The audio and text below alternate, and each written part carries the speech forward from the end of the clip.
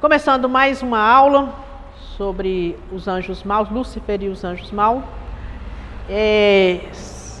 Lúcifer e os anjos maus, parte 2. Vamos lá. Pela Bíblia, através de Pedro e de Judas, nós sabemos que existem dois grupos de demônios, um solto e o outro aprisionado.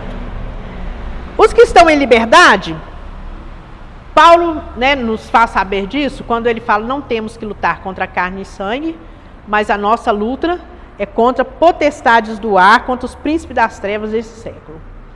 Então nós entendemos que existem demônios por aí, soltos, em liberdade, atuando no mundo, com os quais nós temos que lutar.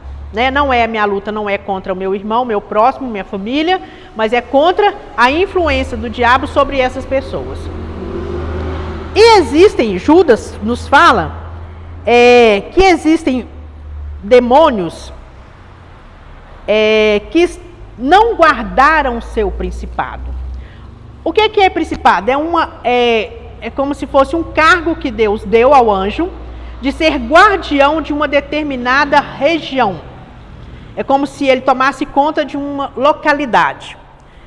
Então Judas fala que alguns demônios, alguns principados, alguns anjos, não guardaram seu principado. Isso nos leva a entender duas coisas. Ou que eles foram infiéis na sua função, ou que eles cobiçaram outros principados. E quando nós falamos de cobiça, isso não é novidade no reino maligno. Então pode ser, mas a Bíblia ela não nos descreve, ela não nos clareia o que realmente aconteceu com esses anjos, que eles não estão soltos, mas que eles foram aprisionados e reservados para o juízo final. Ou seja, os demônios são submissos a Satanás. Estão atuando no mundo sobre a supervisão ou sobre o domínio, sobre o governo de Satanás. Esses anjos não estão atuando no mundo, mas eles estão guardados. Enquanto Pedro ele fala que eles pecaram, foram lançados, estão aprisionados, aguardando o julgamento, Judas nos diz que o pecado dele foram ter abandonado. Ou seja, Judas não diz o que eles fizeram, nos dá uma ideia do que fizeram. Enquanto Pedro apenas fala que eles estão aprisionados. Então são essas duas categorias de anjos que nós sabemos que existem.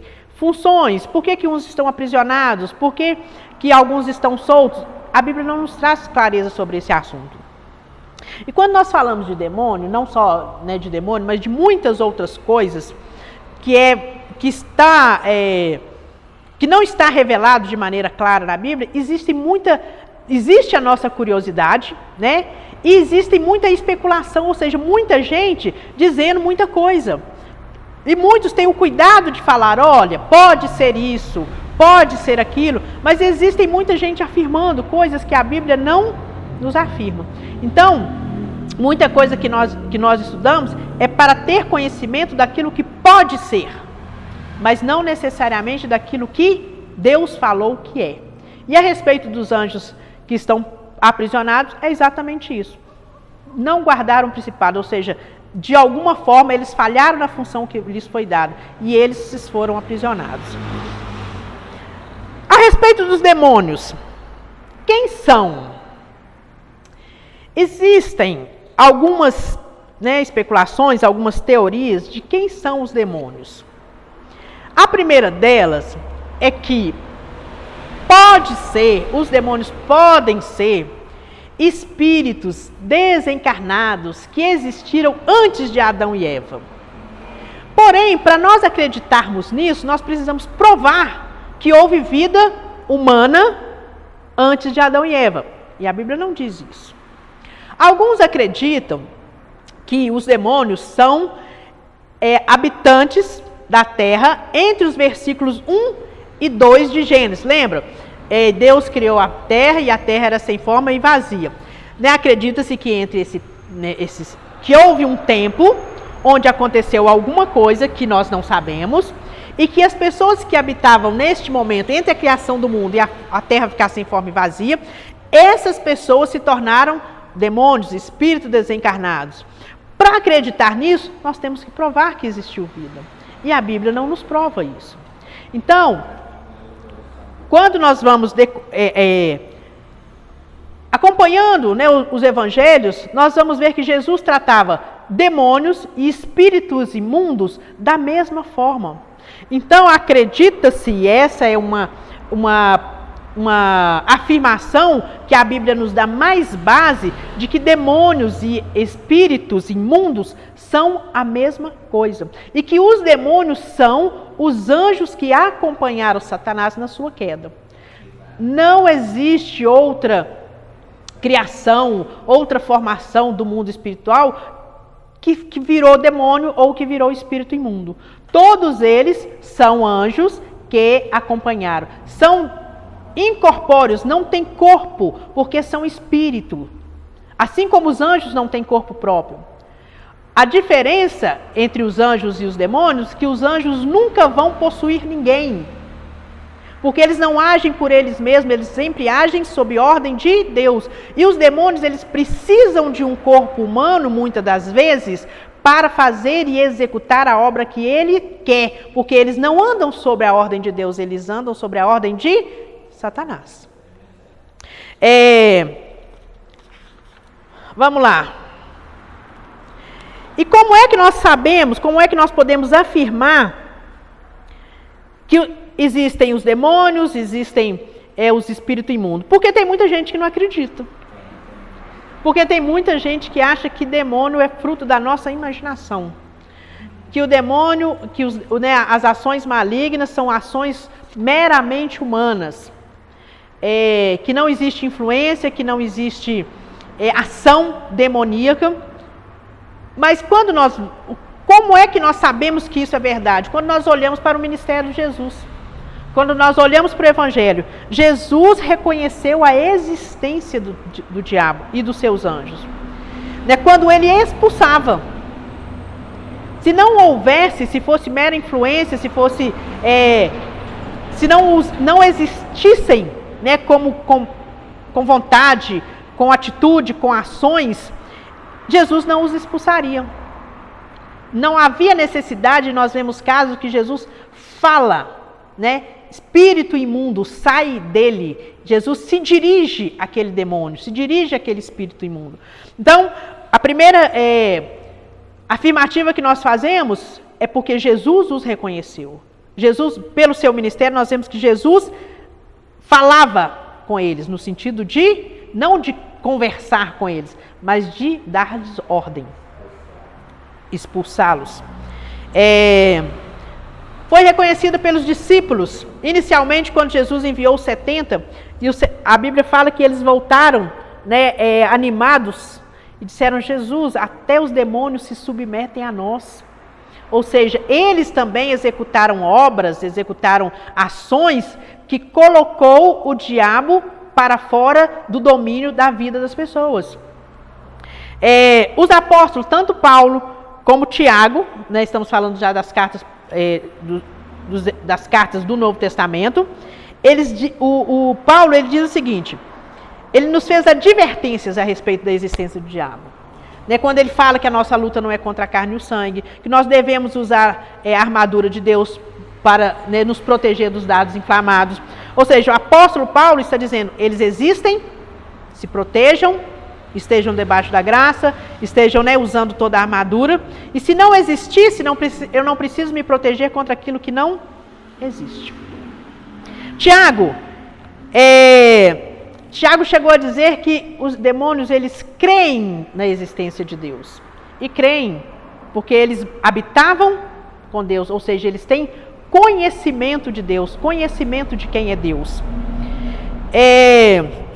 E hoje, quando nós olhamos para as ações e atuações no mundo, de tanta coisa perversa, de tanta coisa maligna, de tanta coisa má, nós vamos ver que existem possessões, existe influência e existe opressão.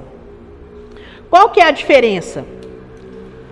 Possessão é quando a pessoa, o corpo dela é tomado por algum demônio e ela perde todas as suas faculdades mentais. E existem, inclusive, algumas características físicas, como fisionomia, como movimento do corpo, que são características de uma pessoa possuída. Não sei se algum de vocês tiver a oportunidade e o desprazer, né, de encontrar com uma pessoa endemoniada, né, ou de expulsar, ou de presenciar um momento de expulsão, o quanto o demônio, ele maltrata fisicamente a pessoa. No ministério de Jesus, Jesus chegou a expulsar demônios surdo e mudo, ou seja, ele causou uma enfermidade no corpo físico para executar a sua obra. Ou seja, mudez e surdez é uma enfermidade, é uma doença. Né? Assim como a mulher que andava encurvada, ou seja, estamos falando de influência, de coisas que o demônio causa. Em se tratando de possessão, ele possui e traz certos movimentos no corpo que a pessoa pode até se machucar. Eu já presenciei uma pessoa endemoniada que ela tomava água, muita água. Muita água. Pensa numa PET de 2 litros, a pessoa tomava aquilo assim, em questão de segundos. Conheço a história de pessoas que tomam leite, consomem leite absurdamente, pessoas possessas que consomem. E existem muitos outros casos de pessoas que consomem alimentos, né, pessoas que comem coisas, né, que não são comestíveis. Enfim, inúmeras outras ações. Isso são características quando a pessoa perde as faculdades mentais, ela não tem domínio próprio mais, nem da sua mente, nem do seu corpo, ela faz aquilo que o demônio manda. Opressão é a mesma coisa? Não. A opressão é uma coisa externa. O demônio não toma posse do corpo, mas ele influencia. Lembra que no texto bíblico que nós falamos, me parece que de Paulo, que ele tem capacidade para cegar o entendimento das pessoas? Ou seja, ele tem a capacidade de lançar dardos na nossa mente e nos fazer pensar, imaginar, idealizar, sofrer, né? Pensem vocês nas pessoas que têm idealização suicida. Idealização suicida é atentar contra a própria vida. Quem que veio para matar, roubar e destruir? Alguém nas suas faculdades normais pensa em se autodestruir? Não, ela está existem casos que a pessoa está sob influência maligna. Ou seja, é opressão, é sofrimento mental. Não quer dizer que toda dor mental e psicológica é demoníaca. A gente precisa ter, acima de tudo, discernimento. Porque eu posso estar absurdamente sofrendo por um luto, por um término de relacionamento, por uma perda, né, na minha vida financeira, ou uma perda de trabalho. Eu posso sofrer por isso. Mas isso não me leva a pensamento suicida, automutilação. Isso não me leva à autodestruição. Isso não me leva a destruir outras pessoas. Isso é um sofrimento que todo ser humano é capaz de ter. Todos nós estamos passíveis de ter. A opressão, vamos dizer, não só paralisa, mas ela te leva a ideais demoníacos, a pensamentos demoníacos. E como que a gente faz, irmão? Proteção de Deus, repreendendo, tendo discernimento para saber o que é meu humano, emoção, e para saber aquilo que é demoníaco.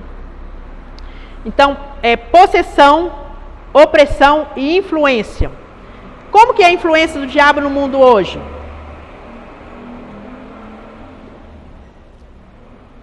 Existem pessoas que não vão cometer suicídio, mas elas se autodestroem no vício. Ela se autodestrói nos inúmeros vícios, numa vida de imoralidade. Ela se autodestrói com mentira. Quem que é o pai da mentira? Aí você vai associando a obra que a pessoa está fazendo para se autodestruir e a relação com a ação do diabo, com prerrogativas dele. Existem situações em que a pessoa não está possessa, que a pessoa não está oprimida, mas ela leva uma vida de total agrado ao diabo. Ela se autodestrói e ela destrói a sua imagem de Deus, a imagem de Deus que ela é. Então, o que nós buscamos hoje? Entendimento para a gente não atribuir ao diabo coisa que não é dele. Mas também para que nós não sejamos ignorantes a respeito das obras do diabo. Existem algumas doenças mentais que são muito atribuídas a possessões demoníacas. Um exemplo delas é a esquizofrenia. A pessoa fala assim, estou ouvindo vozes. A gente fala assim, é o diabo que está falando. Não. Existe na mente dela, né, uma enfermidade, existe uma doença, e essa doença precisa ser tratada. Porque existem alguns casos, por exemplo, de esquizofrenia, que a gente chama de delírios. Quando a pessoa, por exemplo, se ela tem um relacionamento com a igreja, ela fica falando de Deus, ela fica falando de igreja. Aí as pessoas falam, está vendo? É o demônio que está perturbando. Se ela tiver, por exemplo, se ela for, né, pode ser um exemplo, se ela for um médico, se ela for um profissional, ela pode começar a falar daquelas coisas. Então, o ouvir vozes nem sempre é o demônio falando. São vozes, e a coisa mais enigmática, né? Só a psiquiatria e a psicologia para explicar, são vozes dentro da sua cabeça, onde as pessoas realmente ouvem alguém lhe dizendo o que fazer. Né? Nós tivemos recentemente um caso de um esquizofrênico, me parece que era esquizofrênico, mas enfim, uma pessoa com perturbação mental que diz ter ouvido uma voz que mandava ele matar crianças. Né? E ele levou isso a termo. Quando nós olhamos para situações como essa, nós temos que ter muito cuidado. Porque muita gente olhou e falou assim, como que ele não... Por que a voz não mandou ele matar ele mesmo? Se for esquizofrenia, a voz não manda ele se matar. Manda ele executar. Da mesma forma que se for demônio. É para destruir outras pessoas. Então, né, o caso dele nós não sabemos, né, não está diante de nós para análise esse tipo de caso. É só um exemplo que eu trouxe para vocês de uma situação que foi atribuído duas coisas. E pode ser as duas coisas. Mas isso não quer dizer que todo louco é endemoniado. Da mesma forma que pode ter um endemoniado que não tem nada de loucura. Então, acima de tudo, discernimento e conhecimento do que é obra do diabo e do que é obra humana. Lembrando que nada, em termos de influência, em termos de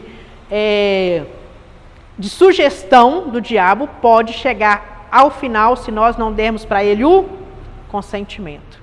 Nós temos as nossas faculdades mentais intactas, porque aquele que habita em nós nos traz essa clareza. Não é possível, a Bíblia fala que luz e treva habitarem juntas. Se o Espírito de Deus habita em nós, o demônio não mora em nós. Silvana, só uma pergunta. Tem muita gente que aparece às vezes na igreja, tem um familiar com esquizofrenia, e aí ele vai visitar e vê lá a pessoa naquela situação, e dá mesmo aquela interrogação, né? Qual que é a raiz disso? E aí, a primeira suspeita que a gente tem, e depois a gente vai constatar, é que a pessoa fez uso de maconha. E diz que maconha desperta isso, né? Sim. Então, assim, mas é possível também ter um nível de problema espiritual nisso também? É possível.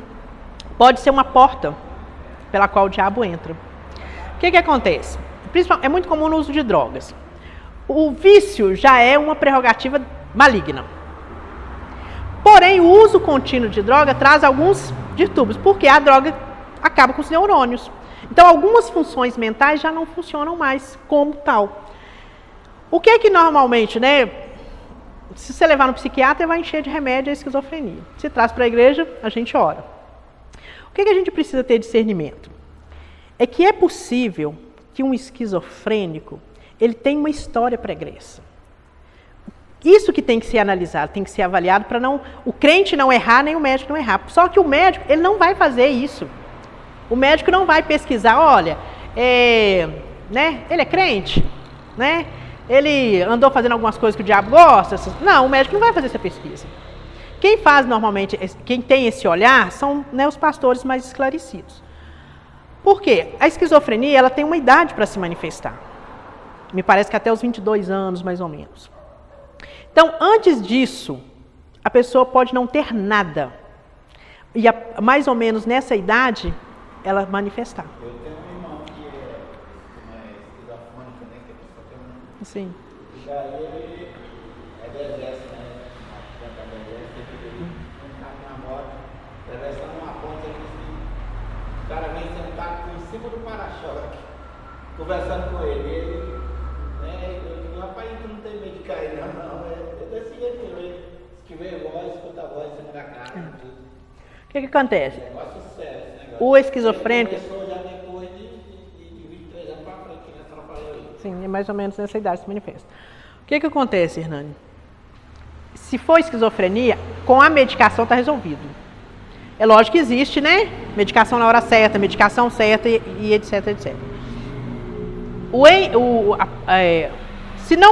Se for, né, vamos dizer, influência maligna... Ainda tem mais uma coisa, porque a pessoa precisa querer se curar desse negócio de esquizofrênico. Se ele realmente não quiser, por exemplo, ele não... vai para Belém para cuidar dele lá, né? Porque lá ele ia tomar o remédio certo e tudo. Sim.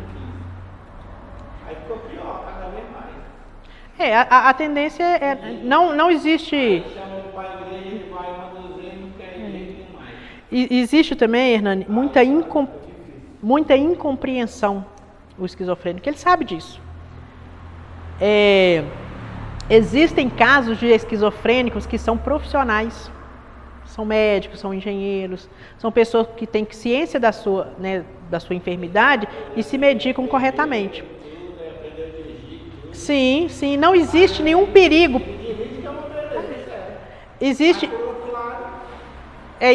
Não existe nenhum perigo, vamos dizer assim, em um doente, né, uma enfermidade doente mental, seja ela qual for, esquizofrenia é só um exemplo que a gente está dando, se uma vez cuidado, uma vez medicado, o que acontece é que as pessoas não tomam o remédio certo, ou elas tomam fora, né, chega um momento que aquele remédio precisa de uma dosagem mais alta, aí ela entra em surto, aí vem a história, né, mas estava tão bem, aí de repente a pessoa ficou assim e acha que é demônio.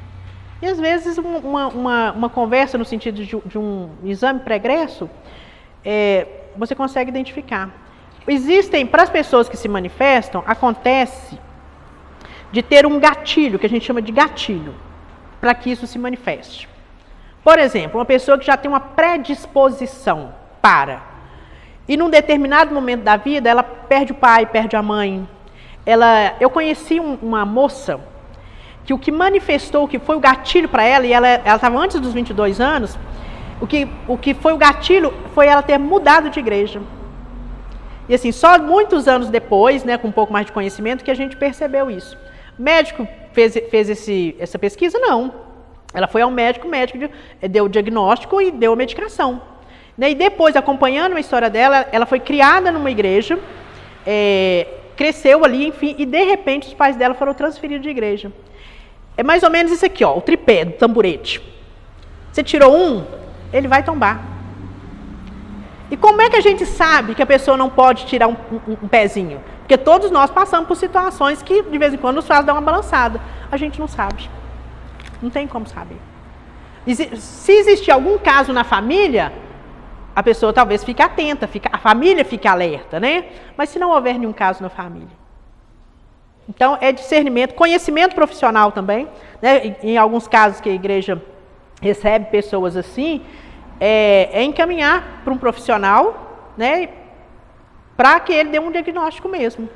Né? E existem muitas outras situações, né, de crianças não chega a ser distúrbio, mas com algumas síndromes, por exemplo, de autismo, ou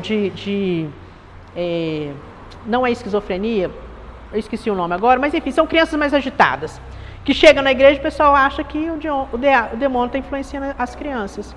Autismo é uma delas, tem algumas outras que deixam, né, o TDAH, que deixam as crianças fora do eixo que nós chamamos de normal, né? Aí as pessoas acham que é demônio, que tem que orar na cabeça, que tem nada contra orar na cabeça e abençoar, mas não atribuir ao demônio, ao diabo, as obras que não é dele. Amém? Ficamos por aqui, encerramos a nossa matéria Angelologia. E é isso, amados. Perguntas? Ó, eu quero só fazer abrir um parênteses aqui para a gente falar uma coisa que a gente ficou devendo lá atrás, que é sobre o anjo da face do Senhor. Existem alguns anjos no Antigo Testamento que aceitaram a adoração, ou seja, quando eles foram adorados, eles não se opuseram. Esses anjos, acredita-se que é a manifestação da segunda pessoa da Trindade, ou seja, Jesus Cristo antes de ser encarnado. Por quê? Porque no Novo Testamento, depois que Jesus veio ao mundo, não se aparece mais o anjo do Senhor, o anjo da face do Senhor, anjo que aceite adoração. Então essa é a explicação por que alguns anjos aceitaram a adoração no Antigo Testamento, porque era o próprio Deus. E como Jesus veio, não precisou mais dele se manifestar. Ele se manifestou em Jesus. Esclarecido? Muito obrigada a todos. Muito obrigado ao irmão Hernani. Então, sobre o Satanás, né, sobre os anjos maus, Satanás e tudo mais, eu creio, né, acredito que ele é influenciador, ele nos oprime, claro, ele tá aí a televisão, etc., os canais, mas só que nós que somos responsáveis, porque senão Deus, ele nunca atribuiu nada a Deus, ele nunca falou que nós estamos indo para o inferno por causa que ele está mandando. Então, muitas das vezes a gente coloca alguma coisa, igual assim, pessoas que suicidam, né? Por que a pessoa suicida? Por que uma pessoa tem depressão? É falta de Deus? Uhum. Aí é aquela que, né, é o que nós estávamos discutindo agora. Existem sim influência maligna, demoníacos sobre alguns casos de depressão, mas existem casos que é só depressão. Gente, depressão é uma doença da mente, assim como o câncer é uma doença do corpo. Só que como está na cabeça, não é palpável, às vezes a gente tem dificuldade de aceitar isso. Mas igualzinho eu estou te falando, mas igualzinho eu, por exemplo assim, se eu tivesse algum dia depressão, mas aí eu atribuir essa depressão a Satanás, tá? Então eu sou culpada porque eu estou deprimida. Nesse sentido. Sim, entendi. O que acontece? A gente tira da responsabilidade do homem, humana, nossa, e coloca nele. É atribuir a ele obra que não é dele. Com isso, você... não preciso fazer nada. Não é culpa minha. Não é isso? A depressão começa a pessoa discutir alguma coisa. E fica pensando naquele tempo todo. Não é cada um... Talvez, irmão, eu vou perder um ente querido e vou sofrer, vou ficar um ano ali de luto e vou passar por cima. Existem pessoas que não têm essa capacidade sozinho. Então ele vai ficar 1 ano, ele vai ficar 2 anos, ele vai ficar 3 anos sofrendo por aquela perda, não vai superar. Aí vira patológico, vira, né, depressão, aí vamos tratar, gente. Vamos orar porque a fé ajuda, isso já está comprovado. O ato de confiar, o ato de crer ajuda. Então vamos orar, vamos confiar, vamos buscar de Deus, mas vamos dar ao médico o papel dele. Vamos dar à medicação o papel dela. Não vamos responsabilizar tão somente o diabo pelas coisas que ele faz. Uma vez que algumas coisas também... Gente, existe muito mais influência no mundo de demônios do que a gente pode imaginar. Existe a Bíblia satânica, existe o templo satânico, existe as doutrinas, a Bíblia fala de doutrinas de demônio, existe o culto aos demônios, existe muito mais... Sim, existem inúmeras funções, atribuições reais dos demônios, como por exemplo a adivinhação, as suas várias formas de adivinhação, por jogo de tarô, pela água, pela borra do café, e enfim, são atribuições dele, do diabo. Assim como existem, nós vivemos... vamos dizer assim, num mundo, nós os cristãos, com pouca informação das coisas que são feitas para ele. É porque em alguns momentos eu acredito que é porque a gente não está aqui para dar ibope para ele. Mas a gente precisa ter alguns conhecimentos. E existem pessoas que inclusive que acham que nem deve se estudar sobre os demônios. Para quê? Não precisa, ele não merece isso que seja estudado. Ele não merece isso tudo. E com isso, a gente deixa de saber quando uma doutrina demoníaca está batendo na nossa porta.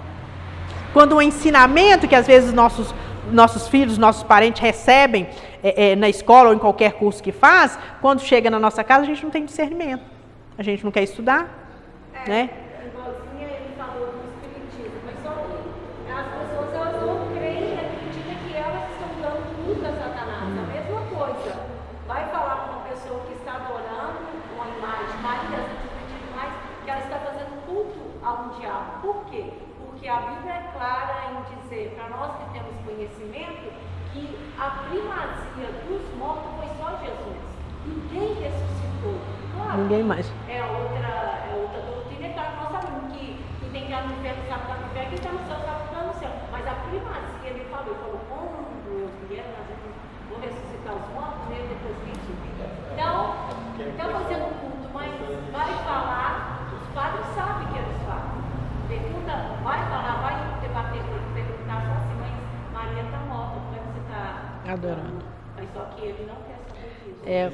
Ele continua fazendo. Mas nas pessoas que já morreram, você está entendendo? Principalmente Pai José, né? E Ave Maria, que se chama isso mais. Em algumas religiões, né, o que nós chamamos de Maria, nós chamamos de José, e de Jesus também, em outras religiões tem outros nomes, né, com outros significados para eles.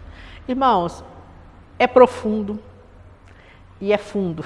Mas só que a Bíblia também nos diz, né, que nós somos enganados porque nós queremos, porque nós buscamos aquilo que nos convém, aquilo que massageia o nosso ego. Muitas das vezes é por falta de conhecimento, né, uma vez que ele tem a capacidade de cegar o entendimento. Amém? Foi um prazer ter passado esse tempo com vocês.